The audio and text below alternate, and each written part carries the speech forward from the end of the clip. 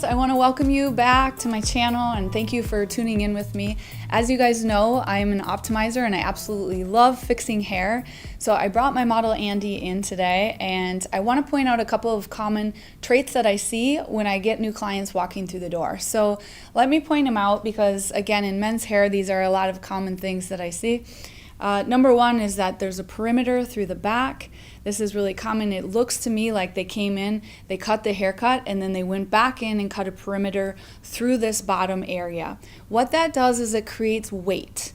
And we want to eliminate weight. In men's haircuts, we don't really work in perimeters. So the idea is we would just bring it out vertically and then leave it, or kind of come in and soften it. But we don't want to cut any horizontal lines in because you can see through the bottom here that there's weight through the bottom, and again, we're trying to eliminate that. Another thing cutting in that perimeter is that it started to round out this way. Because this hair in through here is cut really short, that creates a roundness this way. It also creates a roundness through the bottom because of the perimeter. In through here is a little bit flatter, which tends to be a little more masculine, which is what we're aiming for. In men's hair cutting, we want to work more on angles than we do on the roundness of the head. How we get around that is by taking this hair completely vertically this way to eliminate some of this weight in through here, but not taking it up this way, which is going to follow the round of the head and create a roundness.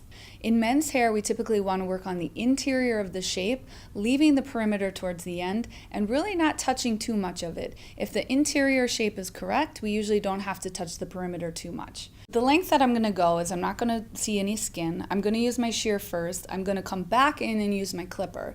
And here's the reality. I can use any tool that I want, but I want you guys to start thinking in design. And design is really what's important because at the end of the day, no matter what tool I use, the client's going to like the haircut or not. And that's really about design. That's not about tool. So start thinking in design. And whether you're a cosmetologist or a barber, you're probably, the transition area is usually the toughest spot for both people, that transition area. So watch my transition area because that becomes really important into play. It also becomes really important in masculine shapes to keep it really, I hate to say square, but angular. Okay? So if you have any questions, just write them down in the comment box and I'll try and answer them for you.